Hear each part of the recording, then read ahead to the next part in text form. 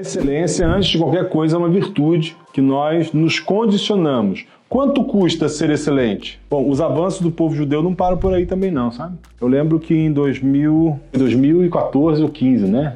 E houve um grande desastre ecológico, o Rio Doce foi devastado nessa época. A época era essa a previsão caótica. E chamaram um grupo de cientistas israelitas, porque Israel consegue produzir água e fazer o deserto florescer com as tecnologias que ele tem de dessalinização e de extração de água do solo. E aí chamaram eles para ter uma reunião pública na cidade de Governador Valadares para saber como ia resolver o problema de abastecimento de água da cidade. Aí eles olharam para aquele rio daquele tamanho. O que aconteceu? Não, a lama cheia de minério entrou, explicaram tudo para eles. Eles olharam para o rio falando assim: eu nunca vi um povo tão burro quanto vocês. Outra característica do judeu é a gentileza, né?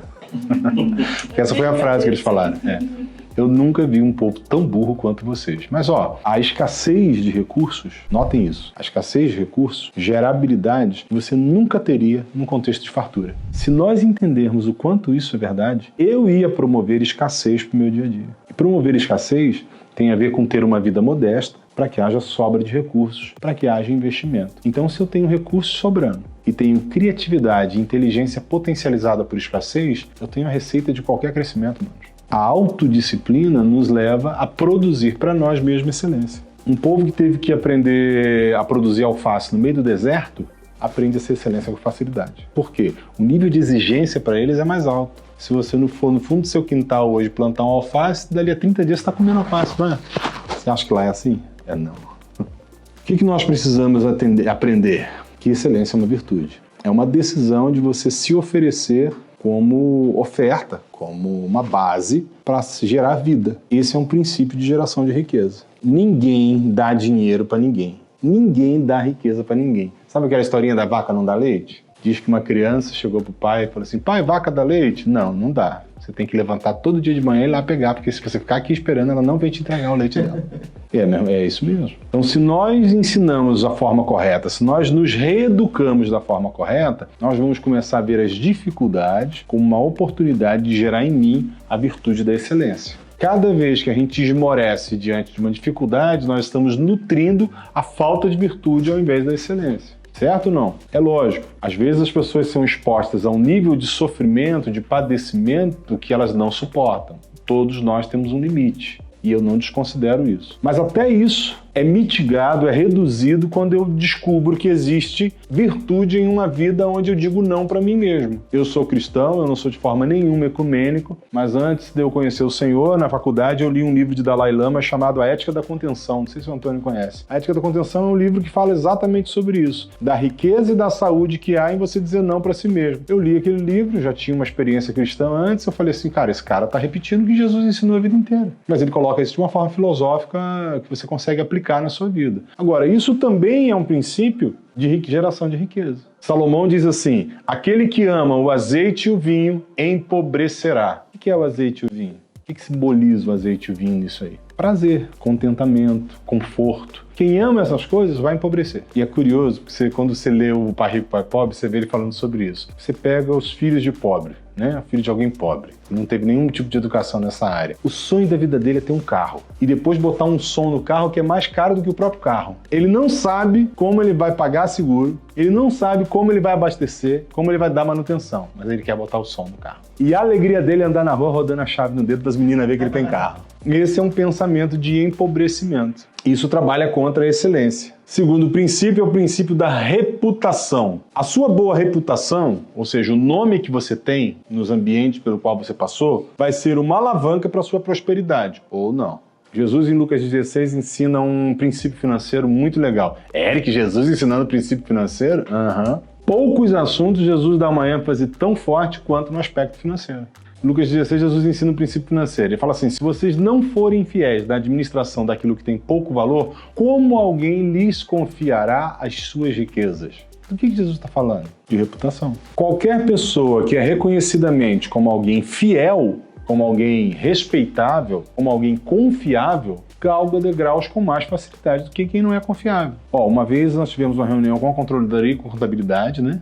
Isso acabou se multiplicando em outras equipes da empresa, porque os outros diretores pediram para eu replicar essa palestrinha sobre quais são os nossos critérios para alguém crescer dentro da empresa. Porque tem um monte de conversa fiada que diz, por exemplo, assim, não, só cresce dentro da empresa se for irmão da igreja. Parece até que todos os nossos gerentes são irmãos da igreja, né? Mas tudo bem, eu aceito essas besteiras. E aí é a oportunidade das pessoas verem com o tempo que não é assim. Existem 3 critérios que nós usamos para que alguém cresça dentro da empresa. Primeiro, é ter competência. O cara precisa saber o que está fazendo. Eu não vou pegar uma pessoa que acabou de tirar a carteira e botar para dirigir um Scania FH 440. Eu vou matar a pessoa e vou destruir o patrimônio. É a mesma coisa que acontece em qualquer área. Então, se eu vou contratar alguém para ser capacitado, eu penso o seguinte, eu vou investir dinheiro nessa pessoa por 1 ou 2 anos para que ela possa ser um bom colaborador no futuro para mim. É um investimento. Por isso que a pior destruição que acontece é quando você contrata alguém, prepara essa pessoa e logo depois ela sai para uma boa oportunidade melhor. Você perdeu o investimento e dinheiro.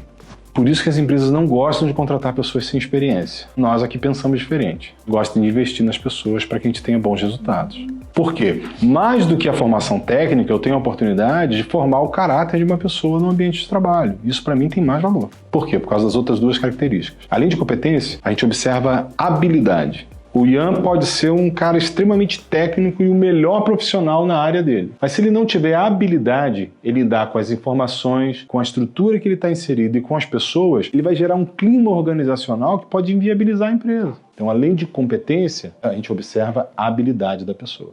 Quando eu era chefe de fiscalização no estado do Espírito Santo, eu tinha uma funcionária que era um colosso, cara. Muito mais competente que eu, extremamente detalhista. Minha visão é muito macro, né? Muito estratégica. A dela era detalhista. Ela conseguia ver a parte estratégica e ser detalhista. Ela seguramente seria uma gerente minha em pouco tempo. Só que ela gerava um clima organizacional tão terrível por causa de um nível de competição selvagem que ela tinha dentro dela. Então ela não transmitia informação para ninguém. E se alguém começasse a destacar, ela fazia alguma coisa para prejudicar essa pessoa. E ela botava uma pessoa contra a outra porque ela ganhava com isso, né? Ela, pelo menos ela achava que ela ganhava. Ela se mantinha no lugar dela. Então, apesar de ser uma pessoa tecnicamente irrepreensível, tu não achava um erro no trabalho dela, ela era inviável a nível da habilidade. Ela não tinha habilidade para lidar com pessoas e com suas próprias emoções. Isso desqualificava ela para o crescimento. E a terceira característica que nós consideramos é confiabilidade. Se eu não puder confiar numa pessoa, se eu não puder confiar um segredo, se eu não puder confiar uma informação e ter a certeza que aquela informação não vai sair na hora errada daquela pessoa, eu tenho um problema. O problema de uma diretoria não é lidar com os recursos só. É um problema lidar com os recursos, mas é um problema lidar com as pessoas e com as informações que você dá a cada pessoa. Até a informação que se libera para determinadas pessoas tem um propósito. E quando os prazos, os limites e as coisas não são feitas de forma adequada, o que eu gero é rompimento de relacionamento, eu gero ofensas às pessoas. Então essas 3 coisas têm a ver com reputação. Onde você for, as pessoas vão estar observando se você é competente para fazer o que você precisa fazer, se você tem habilidade para fazer o que você precisa fazer e se você é confiável. Provérbios 24, Salomão ensina assim: com sabedoria se estabelece uma casa. Com entendimento, ela se consolida, ela se baseia, ela se sedimenta, ela se fundamenta. E com conhecimento se enche os seus quartos de toda sorte de bens deleitáveis. Vamos entender? Qual é a diferença entre sabedoria, conhecimento e entendimento? Sabedoria é a capacidade de você transformar a informação em prática. Então, qual é a maior crise que você tem hoje na contratação? Você contrata um cara de um currículo excelente, melhor do que os diretores, mas você bota ele para fazer e ele não sabe fazer, porque ele estudou. E, manos, estudar não é sinônimo de saber, é sinônimo de conhecer.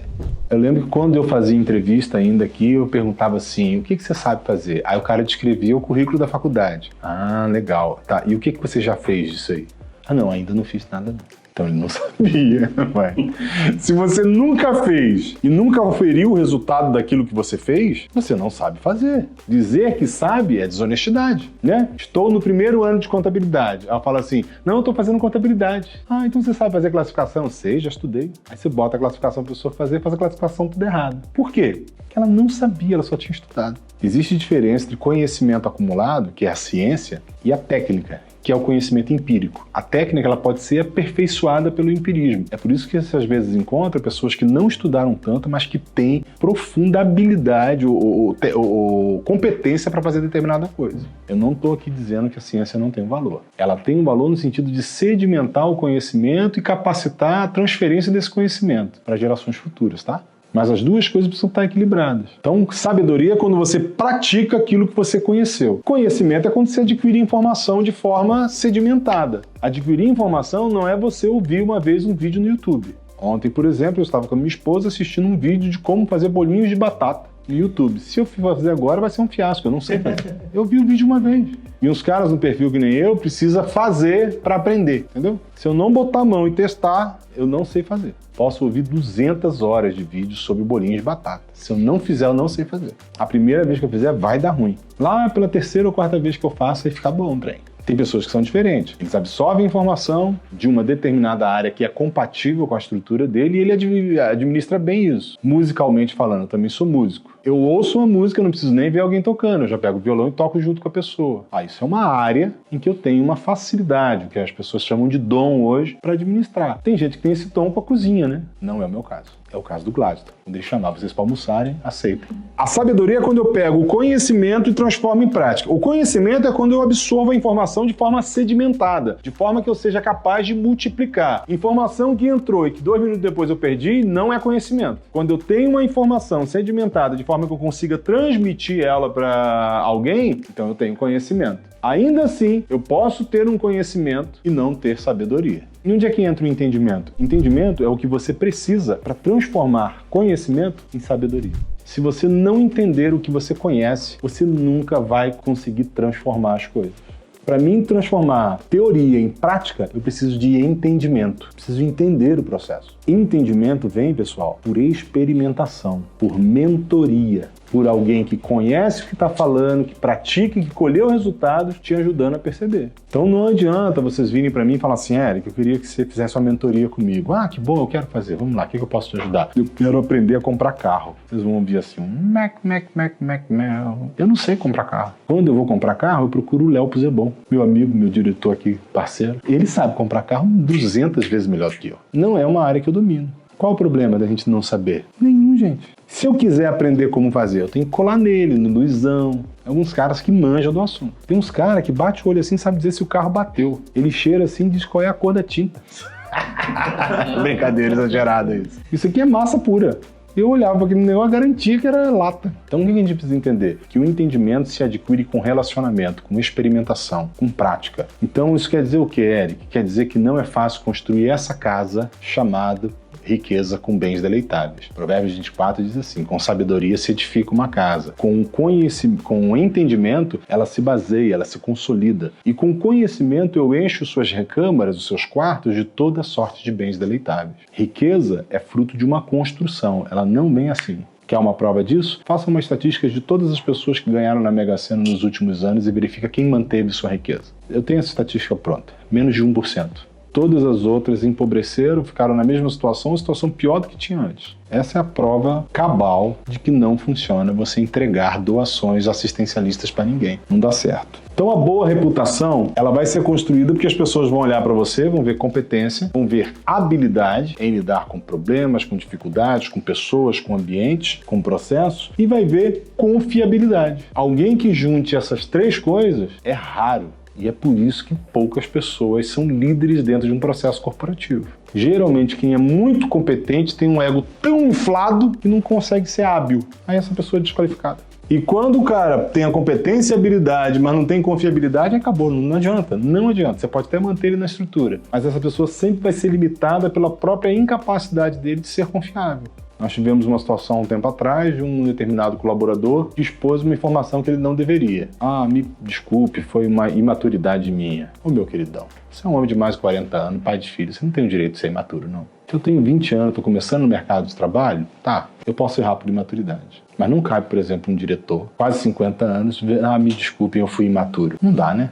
A gente precisa ter algum critério na vida. Se nós formos demasiadamente condescendentes conosco, nós não saímos do lugar. Tem que ter um nível de exigência, tem critérios que me desafiem dentro dos meus valores. Porque se eu não me desafiar, outros vão me desafiar e eu vou ficar envergonhado. Então é melhor que eu seja mais exigente comigo do que eu veja alguém me desafiando a ponto de me desqualificar. É normal ser desafiado, porque nesse ambiente competitivo que nós vivemos, as pessoas realmente não têm valores que gerem respeito. Então normalmente você é desafiado ao ponto de ser exposto a um ridículo. Se você não tiver competência, habilidade e confiabilidade, você vai ficar exposto. Então eu preciso trabalhar isso dentro de mim. A outra realidade é o seguinte, é eu ter dentro de mim uma disciplina que me desafie constantemente ao cultivo de virtudes. Para que quando eu for desafiado, eu tenha como responder de forma plausível. Alguém pode falar assim, cara, mas esse ambiente que você está desenhando, esse cenário é muito combativo, é muito hostil. Se você não entendeu que o mercado de trabalho, que a própria situação da geração de riqueza é totalmente combativo e hostil, você está vivendo num conto de fadas, porque não é.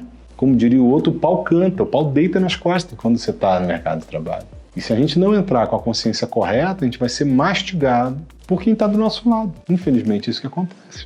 Cuidado que eu preciso ter é porque o cultivo dessas virtudes, além de me proteger contra ações desse tipo, vai evitar que num processo de frustração eu me torne alguém que faça isso. Eu acho que talvez o maior desafio não é eu me proteger, é eu não me tornar alguém que faça isso. Porque estar protegido numa situação dessa vai ser consequência natural quando eu cultivo essas virtudes. A grande tentação é que no momento de fragilidade de alguém que concorre comigo, eu me aproveite disso para poder me destacar. Isso também afeta a confiabilidade. E a gente observa essas coisas também quando está numa posição mais estratégica, né? Você vê como as pessoas reagem umas com as outras, uma em relação às outras. O nível de fidelidade que o Jonathan mantém com o colega de trabalho dele, ele vai manter com todos. Se eu sou respeitoso, cuidadoso, fiel com o meu colega de trabalho, que está, digamos assim, ombro a ombro comigo, eu vou ser respeitoso, cuidadoso com todos. Então isso também é observado no quesito de confiabilidade. Isso compõe a nossa reputação. Terceiro princípio é o de ser mentorado. Os planos fracassam por falta de conselho, mas são bem-sucedidos quando há muitos conselheiros. O que é conselheiro?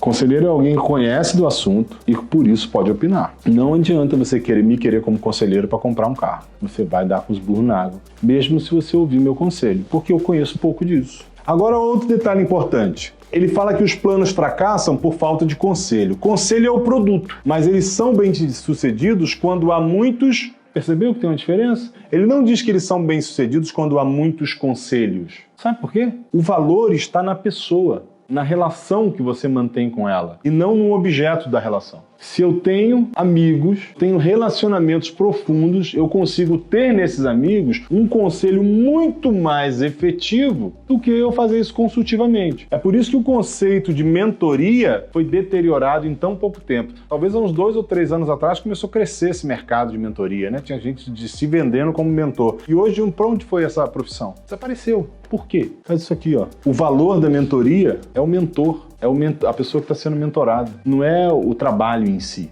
Essa é uma atividade que a base dela é o ser, não ter. Não, eu estou pagando, então eu tenho um mentor. Não dá certo. Não, foi feito para dar errado esse conceito. Agora, se eu entendo que o valor está no conselheiro, então meus planos tendem a ser bem-sucedidos. Se eu não entender isso, vai dar errado, tá? Mas se eu também não tiver nenhum conselho, meu plano vai fracassar por isso. Quem já leu Napoleão Hill, ele fala sobre o mastermind, ele fala sobre um aspecto curioso. Quando nós pensamos em conjunto, nós descobrimos uma mente mestra nos conduzindo. Adam Smith chama na obra A Riqueza das Nações isso de uma mão invisível que conduz as coisas. Isso aqui é um texto de um amigo meu, tá? Eu já fui um cara tão idiota, tão soberbo, que acreditava que não precisava de ninguém. Não precisava de conselhos, não precisava de mentores, de nenhum ser humano dando pitacos da minha vida. Ainda bem que foi só ele, né? Sabe qual foi o resultado disso? Atraso, retrocesso. Se você lembrar da sua vida entre os 13 e os 17 anos, você vai ver exatamente esse contexto na sua vida. Acho que todo ser humano entre os 13 e 17 anos passou pela sensação de que já sabia o que fazer. E quebrou a cara, não quebrou? Gente, que maravilha. Graças a Deus que quebrou a cara. O princípio de ser mentorado, ter alguém que quer nos ensinar alguma coisa, faz toda a diferença. Porque, essa pessoa vai me dar entendimento. Quem é muito inteligente, quem adquire muito conhecimento com facilidade, geralmente tem uma dificuldade absurda de encontrar alguém para mentorar ele. E aí ele não adquire entendimento. E aí ele se torna um catedrático que não consegue transformar o conhecimento em sabedoria, em prática. Não são raras as vezes em que você vê homens extremamente qualificados, mulheres extremamente qualificadas com dificuldades homéricas de construir uma carreira saudável. O Antônio, que trabalha nessa área de RH, sabe o quanto isso é real. Eu tive um amigo meu que era vice-presidente da Samarco, lá no Espírito Santo. Ele falava assim, Eric, a coisa que eu mais encontro é rapazes com 23, moças com 24, 25 anos, com um currículo 2 vezes melhor do que o meu. Mas você põe eles para resolver um problema, eles desabam emocionalmente. Não tem estrutura para resolver nada. Por quê? Porque faltou isso aqui, gente. Faltou entendimento. Faltou a percepção de que nós fazemos parte de um todo. A geração de riqueza passa por isso. Ninguém se torna um gerador de riqueza sozinho. Não existe autodidatismo para isso. Todo mundo que eu conheci que tem uma tendência muito forte ao autodidatismo se torna em potencial um rico, focado em si mesmo e produz para si mesmo, mas não gera riqueza. Quarto princípio é o princípio da correção, ou seja, amar a correção. Quem despreza a disciplina, o que é disciplina? Disciplina é um item composto de 4 elementos. Primeiro, instrução. A disciplina começa com instrução. Depois, o exemplo. Além de instruir, eu trago para perto e dou o exemplo. Depois eu supervisiono. Eu checo se a pessoa aprendeu de fato. Boto ela para fazer e vejo ela fazendo, se está fazendo, e eventuais correções. A disciplina é composta de 4 fases: instrução, exemplo, supervisão e correção. Quem despreza a disciplina cai na pobreza e na vergonha, mas quem acolhe a repreensão... É bom ser repreendido? É bom ser repreendido? Quem gosta aqui de ser repreendido? Não, eu amo quando alguém me dá uma bronca. Se for na frente de todo mundo, então aí que eu fico maravilhado mesmo. Ninguém? Não é bom realmente, mas quem acolhe, tem um outro texto, outra versão da Bíblia, de Provérbios, que diz: quem ama a disciplina, quem ama a correção, recebe tratamento honroso. Então a melhor coisa do mundo, manos, é quando nós encontramos alguém com disposição de nos corrigir no que nós erramos. Se isso acontecer de forma gentil, carinhosa, é o melhor cenário. Mas se não acontecer, ainda assim a correção é boa. Se eu pegar a minha vaidade, o meu orgulho pessoal, deixar na prateleira essa porcaria e acolher a repreensão, ainda que ela seja ruim, vai me fazer bem. Sabe o que nos faz mal numa repreensão errada? A nossa vaidade. Eu merecia ser tratado de outro jeito, mas ninguém me reconhece. Isso são coisas da nossa vaidade, do nosso orgulho, da nossa soberba. Isso trabalha contra o acolhimento da repreensão. É lógico, tem correções, tem repreensões que são incabíveis, não cabem. E eu preciso até nessa buscar tirar algo de bom. Mas é mais difícil tirar algo de bom disso. Se nós percebêssemos o quanto isso é bom, a gente ia buscar andar com as pessoas que têm potencial de nos corrigir. A coisa mais terrível que o processo escolar inventado na Revolução Industrial trouxe para a nossa sociedade é a sensação de que a coisa mais importante no ser humano é a data de fabricação dele. Entenderam o que eu falei? Vou falar de novo. A coisa mais terrível que o processo escolar inventado na Revolução Industrial trouxe para a nossa sociedade é a sensação de que a data de fabricação é a coisa mais importante. Então, esse princípio ensina assim: Tainara, você precisa se relacionar com meninas solteiras de 25 anos. No máximo 28. No mínimo 23. Qualquer coisa além disso é estranho. Mas qual é o melhor ambiente para o Ian ser formado como um homem? Ian tem 12 anos, né, Ian? O Ian tem 12 anos. O melhor ambiente para o Ian ser formado como homem é entre meninos de 10 a 15 anos? Graças a Deus, eu sou amigo do Gladys há 16 anos. Mas eu tenho a alegria de dizer que eu sou amigo do Ian há 12 anos. Ian é meu amigo. Porque esse é um ambiente adequado. O melhor ambiente... Você tem quantos anos, Carol? 21, mais ou menos, assim? A Carol tem 21 anos. É casada há quanto tempo, Carol? A melhor lugar para Carol aprender a ser uma esposa cada vez melhor é com esposas que estão com um casamento, lógico, mantido, saudável, há bastante tempo. Não, eu tenho uma amiga que ela divorciou só 17 vezes e ela me ajuda tanto no meu casamento. Faz sentido o negócio dele? Não faz, gente. Você percebe que o que existe mais importante entre nós não é a nossa data de fabricação e nem que o mundo expecta como data de validade, mas é as relações que nós construímos. Se eu olho para a vida do Éder e vejo na vida do Éder uma característica que me compõe, que me completa, que chama a minha atenção porque eu gostaria de ter, eu devo me aproximar do Éder, ainda que ele seja mais novo que eu, e aprender com ele aquela característica. Faz sentido isso? E nós podemos ser intencionais nessas coisas. Ô velho, me ensina essa parada aí. Como assim? Esse negócio aí que você faz, me ensina aí. Você quer ver um negócio? Vou contar um testemunho pessoal aqui que vai me expor e o Gladys me dá licença aqui, tá, querido? Pensa num cara que sabe fazer programa com a esposa dele, viajar e tal. Eu era uma negação pra esse negócio. Aí um dia eu cheguei pra ele: ô velho, me ajuda aí, cara. Me dá umas dicas aí, me dá umas moral. Esse cara me deu um cursinho básico de como fazer uma boa viagem com a esposa. Pensa num cara que aprendeu a fazer os negócios, cara. Tomei jeito. Minha esposa falou assim: um dia eu vou fazer um jantar pro Gladys, pra Xera, só pra agradecer aí no treinamento que ele te deu. E isso, manos, é um ambiente normal, que não tem a ver com poder aquisitivo, não tem a ver com idade, não tem a ver com perceber o outro e reconhecer que existem inabilidades em mim que o meu amigo, que a minha amiga, que o meu irmão tem. Eu posso ir até ele e pedir ajuda. Isso é amar ser corrigido. Ou também você pode ficar do alto da sua ignorância achando o autodidata do momento, né? Érico Veríssimo, não que eu concorde com ele, mas Érico Veríssimo dizia que o autodidata é um ignorante por conta própria. Que o autodidatismo hoje está vinculado a um individualismo. Eu não tenho paciência de lidar com pessoas, então eu quero aprender por mim mesmo. Eu tiro um monte de conclusões que não são validadas, que não foram testadas, e fico divulgando isso como um mestre da internet. Eu sei que isso não acontece hoje, né? Tudo que você ouve na internet é real, é verdadeiro, é confiável. Mas imagine um autodidata, um cara que aprendeu tudo sozinho, que vai pra internet falar um monte de coisa que ele não testou. Ele não sabe se funciona, mas tá lá ensinando. E tem um monte de gente seguindo ele. Amar a correção vai implicar em eu dedicar tempo e energia em ter relacionamento com pessoas que possam me corrigir, que possam me ensinar. A outra coisa é que eu preciso manter um ambiente propício à correção. Qual é o ambiente propício para que eu possa corrigir alguém? Eu conhecer essa pessoa. Então, se eu me aproximo da Thay, com o objetivo dela me ensinar alguma coisa, e eu fico escondendo a minha incapacidade para ela, ela vai conseguir me ensinar? Lembra do processo da disciplina? Instrução, exemplo, supervisão e correção. Se eu fico omitindo o quanto eu sei, ela não vai saber nem qual instrução precisa me dar. É curioso, em todos os professores de música que você chega perto dele, o Caleb, meu filho, o caçula agora, ele está numa aula de música. A primeira coisa que o professor falou com ele assim, olha, a primeira aula minha é de testar ele. Eu preciso saber até onde ele sabe, para que eu possa começar a ensinar. Aí eu ainda falei assim, não, cara, ele não sabe nada, ele nunca estudou. Não, mas eu preciso saber. E ele me surpreendeu, porque o que ele levaria 10 aulas para dar, em uma aula ele deu. Revelou um dom no meu filho caçula. É isso. Agora, se o Caleb ficasse ali tentando dizer o quanto ele era bom, o professor ia conseguir discernir? Não. Graças a Deus que as crianças têm um coração mais puro que a gente nisso, né? Princípio da justiça. Justiça também é uma das 4 virtudes cardeais. Nós falamos das 4 virtudes cardeais na aula passada? Justiça, fortaleza. Então nós vamos falar sobre as 4 virtudes cardeais em algum momento também.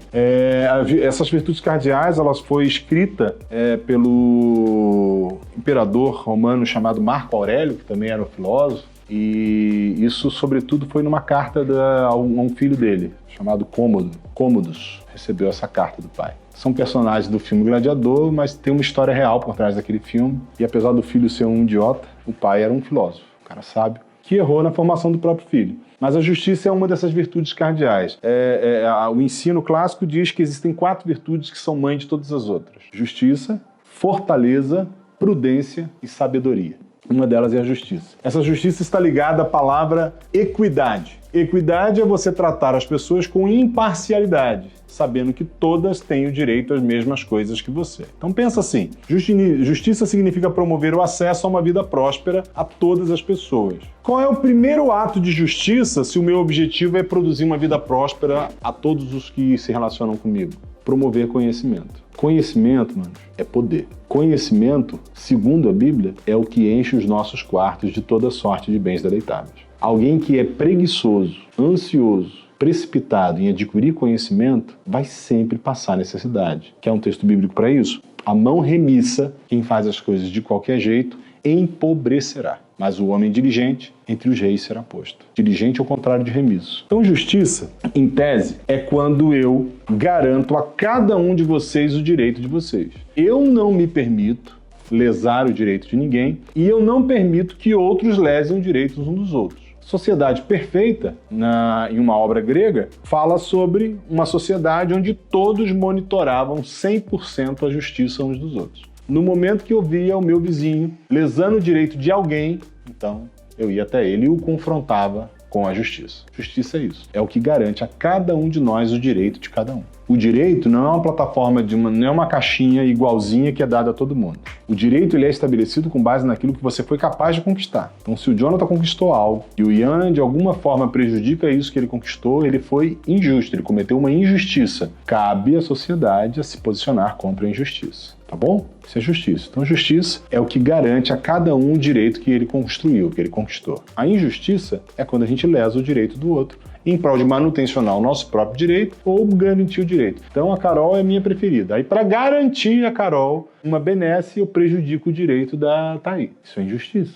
O contrário de justiça é injustiça e o contrário de equidade é iniquidade. Então, equidade é quando eu pego o meu direito, que a justiça garantiu, é meu direito. Eu pego ele e reparto com as pessoas sem avaliação de mérito. Ah, Eric, mas eu tenho que fazer sem avaliação de mérito? Não, não tenho. Se você quiser estabelecer mérito, você pode estabelecer. Mas o conceito de equidade é quando o mérito não está em voga na hora de eu repartir o meu direito. Eu reparto o meu direito com os outros sem avaliar mérito. O contrário disso é iniquidade. É quando, para proteger o meu direito e avaliando méritos, eu destruo relacionamentos. Então, uma equidade, eu uso os meus direitos para poder potencializar os nossos relacionamentos. A iniquidade é quando eu, para proteger o meu direito, eu privo a relação, eu obstruo a relação, eu destruo a relação. É por isso que quando se fala de alcançar a eternidade, o Senhor Jesus diz para muitos religiosos assim. Religiosos dizem para ele, mas nós oramos, mas nós libertamos as pessoas, nós fizemos muito boas ações. E ele disse assim, fiquem longe de mim,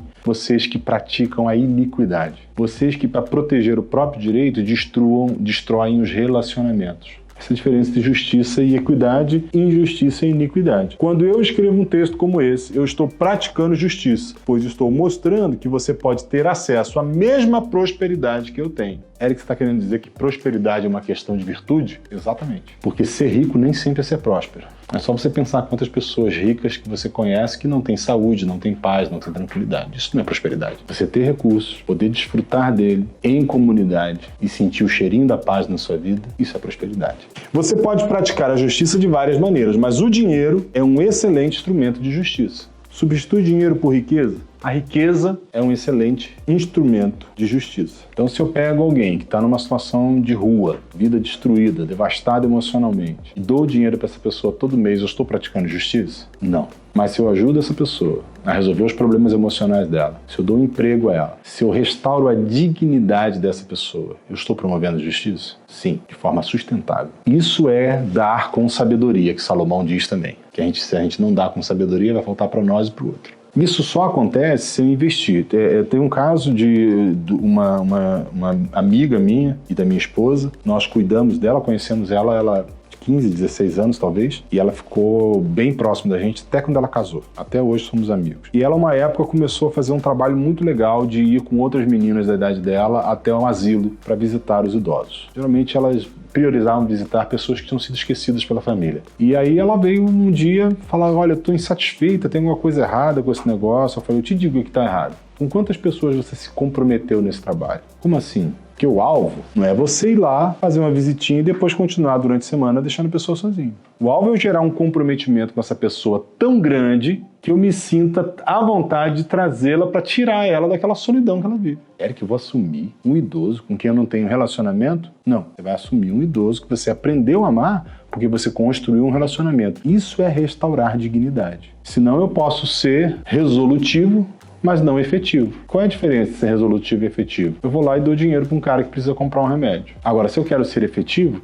eu preciso me envolver com a vida daquela pessoa, entender qual foi o sistema de quebra e ajudar a consertar. Em bem pouco tempo, ele vai estar junto comigo fazendo esse projeto. Porque a proposta disso, manos, nós vamos ler um pouquinho mais à frente, Jesus ensina. Esses são os 5 princípios da riqueza. Isso aqui é o desafio do dia.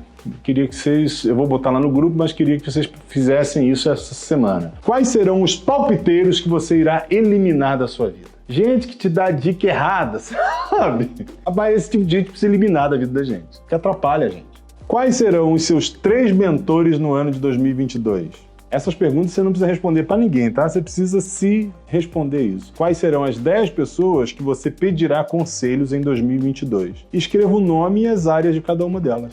Eric, eu preciso ir lá e combinar com a pessoa como é que você vai fazer? Não, começa a se comportar como se fosse. Se aproxime dessas pessoas, construa um relacionamento, seja intencional. Qual é o objetivo desse desafio do dia? É você transformar tudo que nós estamos falando em recomendações objetivas. Se não virar prática, não vai mudar nada. Você pode pegar toda a informação que nós estamos dando, assistir 200 vezes, aprender até a dar a mesma palestra. Mas se você não praticar, você não vai ver resultado. Então essas recomendações aqui é para você transformar em prática as coisas. Opinião de Jesus sobre riqueza. Só tudo que eu falei agora, você vai ouvir agora o que Jesus disse sobre isso, tá? Primeiro, ele nos manda não acumular. Porque, segundo ele, se você acumular, seu coração se perde. Ele diz assim em Mateus 6, não acumuleis para vós tesouros sobre a terra, onde a traça e a ferrugem corrói e os ladrões escavam e roubam. Antes, acumule riquezas nos céus, onde nem a traça nem a ferrugem corrói e nem os ladrões escavam nem roubam. Porque onde estiver o seu tesouro, ali estará o seu coração. sua atenção, seu foco. Tira o foco da provisão, coloca o foco numa visão. Ora, como é que ajunta tesouros no céu? Dando dinheiro na igreja? Será? Como é que ajunta tesouro no céu? Bom, para mim, juntar tesouro no céu, eu preciso entender o que tem valor na eternidade. O que tem valor para Deus na eternidade? Ele deu o único filho dele para que todo aquele que cresce no filho não morresse, mas tivesse vida eterna. O que tem valor para Deus? Pessoas têm valor para Deus. Como é que eu ajunto tesouros no céu? Quando eu decido construir com a Carol um relacionamento em que leve ela a uma vida eterna com Deus, eu estou juntando tesouros no céu. Érico, como faz isso? Vamos continuar lendo o que Jesus disse. Jesus disse que ricos não acessam o reino. Por 2 vezes ele disse isso. Lembra que nós falamos da diferença entre rico e gerador de riqueza? Então eu estou confirmando o que Jesus disse. Então quem é rico não pode ir para o céu. É isso mesmo, foi Jesus que disse, não foi eu não. O cara que manda na portaria que falou. Não fui eu. Então só estou repetindo. Outra opinião de Jesus sobre a riqueza. O Pai Celeste é meu provedor. Vocês lembram da oração que a Igreja Católica chama de oração do Pai Nosso? Pai Nosso que estás nos céus, santifica em mim o teu nome, faz em mim tua vontade. O pão nosso de cada dia nos dai hoje. Quantos hoje de manhã acordaram sem saber o que iam comer no almoço, com medo de não ter comida na hora do almoço? A nossa sociedade não tem mais isso, para nós que trabalhamos. Você ganha um salário por mês, particiona a sua despesa lá e você sabe que todo dia vai ter uma comidinha para você. Mas para muitos, inclusive nessa época, e muitos hoje, talvez uma grande parte da sociedade está crescendo, infelizmente, não se sabe o que vai comer na hora do almoço. E Jesus está dizendo, para aqueles que são filhos de Deus, o Pai é o provedor. Isso também tem a ver com geração de riqueza? Tudo. Outra coisa que Jesus ensina ainda sobre a riqueza. Eu não devo viver com o fim de ser visto pelos homens. Está em Mateus 6 também. E inicia Mateus 7. O fim da riqueza é distribuir de forma sábia, associado ao conhecimento de Deus. Isso é a sabedoria. Não faz sentido eu fazer obra de caridade sem associar ao conhecimento, à experimentação de Deus. Mateus 6, Mateus 5, 6 e 7 é a primeira vez que Jesus senta com seus alunos, seus discípulos, para ensinar o que ele via da vida, o que ele entendia de como deveria ser a vida. Mas não só a vida terrena, a vida eterna. Mateus 5, 6 e 7 é o fundamento da nossa fé. Quando se fala em fé cristã, essa é a base. Jesus chegou a dizer no final lá do Mateus 7 que se você ouvir essas palavras e praticar, você vai estar construindo uma casa sobre a rocha. Vai vir chuva, vento, tempestade, e sua casa não vai ser abalada. Mas se você ouvir, conhecer essas palavras e não praticar, você está fazendo como um homem que construiu uma casa na areia. Vai vir a chuva, o vento, a tempestade, e a casa vai cair, e vai ser grande a ruína. Então isso aqui é o que Jesus pensa sobre esse assunto. Mateus 6 é o capítulo que Jesus fala sobre dinheiro. Ele fala sobre superficialidade na fé, em Mateus 6, ele fala sobre o governo de Deus, ele fala sobre mordomia. Mordomia é eu perceber que eu não sou dono de nada que chega até minha mão. Eu sou um meio pelo qual Deus pretende alcançar outras pessoas com essa riqueza. Faz sentido isso? E quando você analisa o texto de Mateus 6, você vai ver exatamente esses itens lá. Então o foco, ao tratar de dinheiro, é tirar os olhos do dinheiro e botar naquilo que tem valor. Lucas 16, Jesus ensina pra gente sobre o objetivo das riquezas, a riqueza que está num ambiente, o quanto é prudente eu investir num ambiente de riqueza. Ele trata sobre o assunto governo e autoridade. Em Lucas 16, ele diz qual é o objetivo da nossa riqueza. Ele diz assim: usem das riquezas de origem terrena para fazer amigos que um dia te recebam nos tabernáculos eternos, nas moradas eternas, quando as riquezas dessa terra faltarem.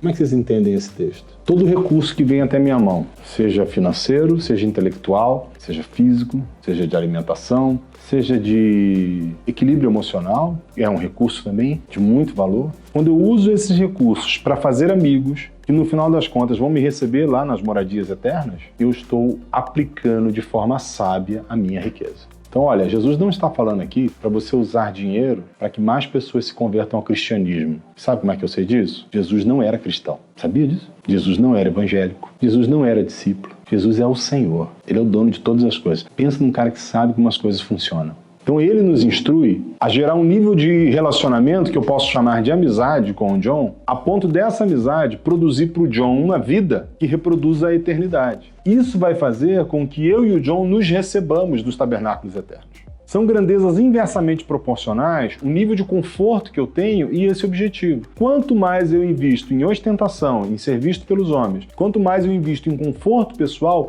menos eu tenho para investir no outro, que é a grande riqueza que vai chegar na eternidade. Então, quando eu invisto na Carol, no relacionamento com ela, na amizade com ela. Eu estou investindo naquilo que pode ser riqueza diante de Deus.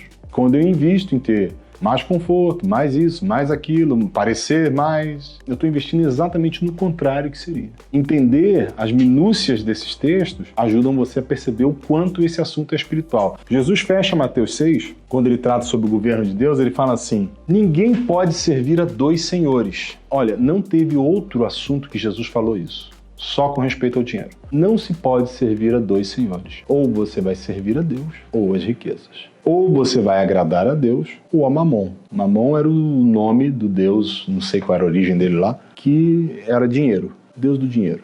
Eu não sei qual é a origem dele, étnica desse Deus falso. Você não pode ser escravo das riquezas e de Deus. Ou você vai agradar um e desagradar o outro, ou você vai alegrar um e entristecer o outro. E quando Jesus explica em Mateus 16 que o objetivo dos nossos recursos de origem terrena é fazer amigos que me recebam no tabernáculo eterno, eu entendi o propósito. Isso é muito bonito, mas se você entender o propósito. Se o propósito não conquistar o seu coração, não adianta nem querer ser gerador de riqueza. Porque o objetivo desses conceitos não é resolver o seu problema financeiro. O objetivo desse conceito é alinhar a sua vida com o propósito que o Criador fez de como as coisas funcionam. Foi ele que fez tudo. Ele sabe como o negócio funciona. Então a única forma de você atingir um objetivo bom é se você alinhar o teu propósito com o propósito dele. Fala: rapaz, você me convenceu. Eu quero isso aí. E eu estou disposto a fazer o que for necessário. Em disciplina, em mentoria, em correção, para alinhar a minha vida com o propósito. Eu não quero ficar trabalhando para depois de 50 anos um dia acordar e falar assim: meu Deus, o que eu fiz da minha vida?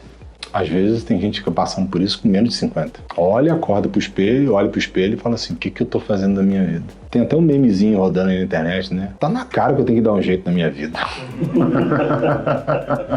Pois é, se você hoje se encontrar da terceira aula em diante, nós já vamos entrar em coisas mais técnicas. Mas por que era necessário mexer nessas coisas de fundo de crença e de forma de pensamento, de paradigmas? Porque se você não mexer no seu sistema de crenças, toda a técnica vai se tornar mais uma palestra que você não põe em prática. Então, primeiro, eu precisava mexer com o sistema de crença de vocês.